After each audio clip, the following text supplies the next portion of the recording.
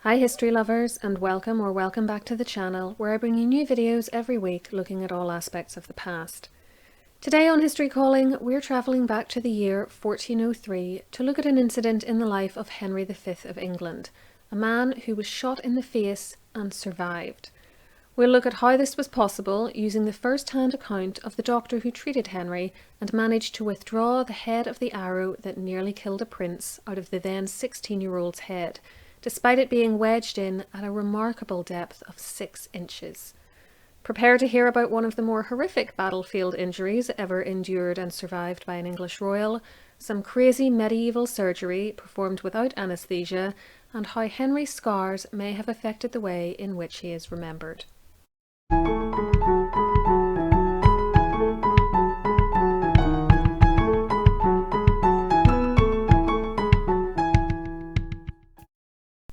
Please remember to subscribe to the channel with notifications switched on so you never miss one of my uploads, give this video a like, and check out the description box for a link to my Instagram account where my username is History Calling. The future Henry V was born on the 16th of September 1386 at Monmouth Castle, which has led to him sometimes being referred to as Henry of Monmouth. His father was Henry Bolingbroke, who became Henry IV in 1399. His mother was Bolingbroke's first wife, Mary de Bohun, who died in 1394, and whose surname was pronounced different ways in the different pronunciation guides I looked up online before I recorded this, so no hate in the comments please if I chose a different pronunciation to the one you would have preferred.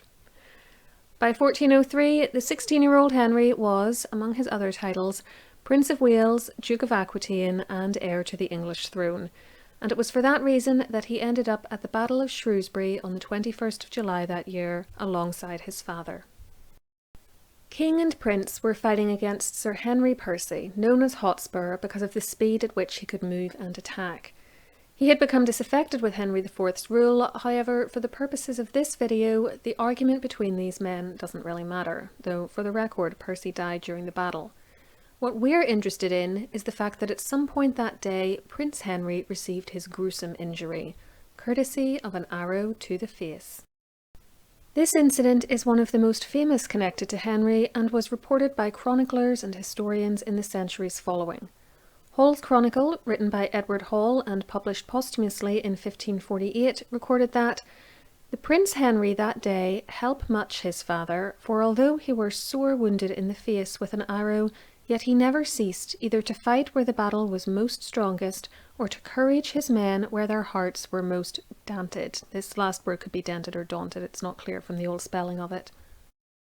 Thomas Lanquet, in his 1559 book An Epitome of Chronicles, which was again published posthumously and actually completed by Thomas Cooper, later Bishop of Lincoln and Winchester, said that Prince Henry, the king's son, was wounded with an arrow in the face. In later years, Raphael Holinshed, who noted in the margin of his work that his information was coming from Hall, said that the prince that day helped his father like a lusty young gentleman, for although he was hurt in the face with an arrow, so that divers noblemen that were about him would have conveyed him forth of the field, yet he would in no way suffer them so to do, lest his departure from among his men might happily have stricken some fear into their hearts, and so without regard of his hurt, he continued with his men and never ceased, either to fight where the battle was most hottest, or to encourage his men where it seemed most need. By 1611 and the publication of John Speed's book, The History of Great Britain under the Conquests of the Romans, Saxons, Danes and Normans, the story was legendary and seen as a portent of Henry's later military victories. Speed wrote that the rebellion of Henry Hotspur Percy almost had done Prince Henry his life, who in battle against him was wounded in the face with an arrow. This mark of his manhood, with the overthrow of Hotspur in that bloody conflict, were hopeful signs of his following success. Speed, by the way, was also a famous cartographer, and if you see my video on the Phantom Island of High Brazil, I used some of his beautiful maps there. But back to Henry. How had the prince survived what should have been a fatal arrow injury? The future king was treated here at Kenilworth Castle, but initial attempts to deal with the wound were unsuccessful. According to Dr. John Bradmore, the arrow had entered his face, quote, next to his nose on the left side and at an angle. The first doctors to treat him removed the arrow shaft. However, the head of the aforesaid arrow remained in the furthermost part of the bone of the skull for the depth of 6 inches.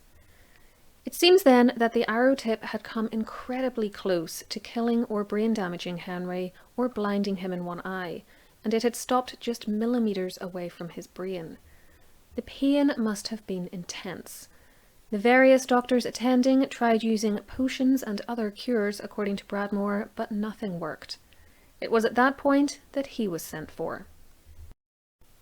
John Bradmore was a London-based surgeon who we know had previously worked in the household of Henry IV and may have been working there still.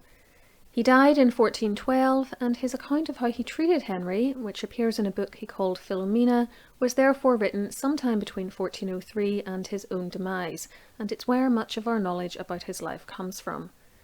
It survives in Latin in the Sloane Papers in the British Library, while a slightly later and abridged Middle English translation of it exists in the Harley Papers in the same archive. According to Bradmore, when he arrived at Kenilworth, he took the following course of action. First, I made small probes from the pith of an elder, well dried and well stitched in purified linen, made to the length of the wound. These probes were infused with rose honey. And after that I made larger and longer probes, and so I continued to always enlarge these probes until I had the width and depth of the wound as I wished it. And after the wound was as enlarged and deep enough so that, by my reckoning, the probes reached the bottom of the wound, I prepared anew some little tongs, small and hollow and with the width of an arrow. A screw ran through the middle of the tongs, whose ends were well rounded both on the inside and outside, and even the end of the screw which was entered into the middle was well rounded over all in the way of a screw, so that it should grip better and more strongly. This is its form. I'm going to pause here to show you what Bradmore meant when he said this is its form, because in the original document next to these words he drew a little picture of the tongs he used, which I've redrawn for you here. Before anyone mentions it in the comments, I know it kind of looks like I just put a rude doodle on my YouTube channel, but I swear these are 15th century medical tongs copied from a 15th century drawing. Anyway, we can only imagine the pain Henry must have been in, both from the initial wound, the botched attempts to treat it, and then Bradmore's actions in opening it up further so that he could reach the arrowhead himself. Perhaps the worst was yet to come, however, for Bradmore now proceeded to the extraction, saying, "I put these tongs in at an angle in the same way as the arrow had first entered, then placed the screw in the centre, and finally the tongs entered the socket of the arrowhead. Then, by moving it to and fro, little by little, with the help of God, I extracted the arrowhead. Many gentlemen and servants of the aforesaid prince were standing by, and all gave thanks to God." How exactly these tongs worked, despite the drawing and description, is still a little unclear, but historian Sheila Lang, details of her work are in the description box, posits that they were inserted into the wound until they entered the hollow centre of the arrowhead where the wooden shaft had once been, and the screw in the centre then expanded the sides of the tongs out until they pressure gripped the inside of the arrowhead so that it could be gradually pulled out. For a comparison, imagine you put your fingertips inside an empty glass, then spread your fingers wide until they are pushing against the side of the glass. This will enable you to lift it purely thanks to the pressure you're exerting on the inside. The arrowhead may have been removed, but Henry wasn't out of the woods yet, and Bradmore's attention now turned to healing the hole it had left in his patient's face.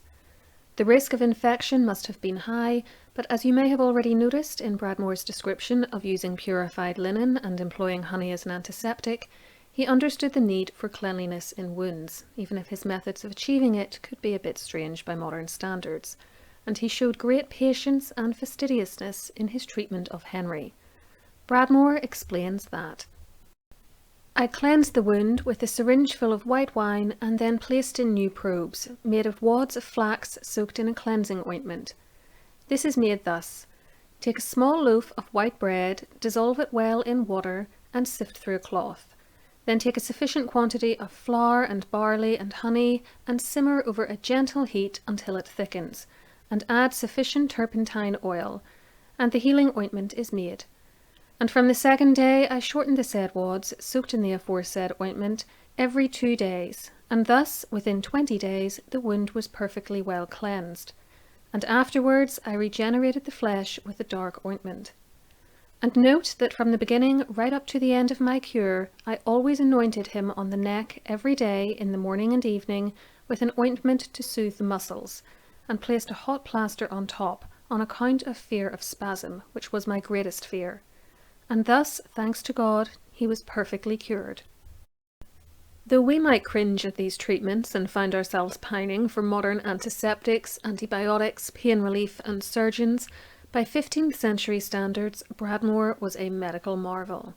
Though Henry must have been in excruciating pain and hardly able to sleep for weeks while the wound was treated and healed, he survived, and apparently with no ongoing physical effects. Sheila Lang noted in her 1998 PhD, again details are below, that some of the treatments meted out to him didn't accomplish the purpose Bradmore had intended, but were nevertheless useful. For instance, based on the recipe given elsewhere in the book for the dark ointment he mentioned for regenerating flesh, it actually had some mild antiseptic properties which would have aided natural healing. It didn't heal the flesh itself, however. As for the neck massages, she speculates that Bradmore feared spasms caused by a tetanus infection. We might now wonder what the healed-up injury looked like. Some portraits of Henry show him in profile, however they also show the left side of his face where Bradmore says the injury was located, yet there is no scar depicted. It's hard to imagine that there was no mark at all, or that the final scar was akin to the barely there scratch shown on actor Timothée, or Timothée if you prefer, Chalamet's face when he portrayed Henry in the movie The King, and instead I suspect one of two things has happened here. Either the artist tactfully removed the mark, or Bradmore meant that the mark was on the left side of Henry's face as he, Bradmore, looked at the prince, making it on Henry's right. Whatever scarring was left, Bradmore had undoubtedly done an incredible job, and perhaps in recognition of his efforts, he was given an annuity of 10 marks from the young Prince of Wales. Henry went on to live for almost 20 years after this horrific incident, becoming king in 1413, winning the famous Battle of Agincourt against the French in 1415, marrying Catherine of Valois in 1420, and fathering the future Henry VI in 1421. He didn't have long to enjoy these dynastic successes, though. He was back in France by the time Catherine gave birth and never saw his son, falling sick whilst on campaign and dying just shy of his 36th birthday on the 31st of August 1422. His remains were brought back to England and buried in Westminster Abbey. I hope you've enjoyed this video much more than Henry will have enjoyed getting the injury which inspired it. Please remember to hit the thumbs up and subscribe buttons if you haven't done so already, and let me know in the comments below how bad you think Henry's scar might have been, or if you think it's possible that Bradmore managed to heal it well enough that it produced only a small mark, or even nothing at all. If gruesome history is your thing, why not try out one of these videos next, which I think will fit the bill. I'll be back next week with a new upload, and until then, keep learning.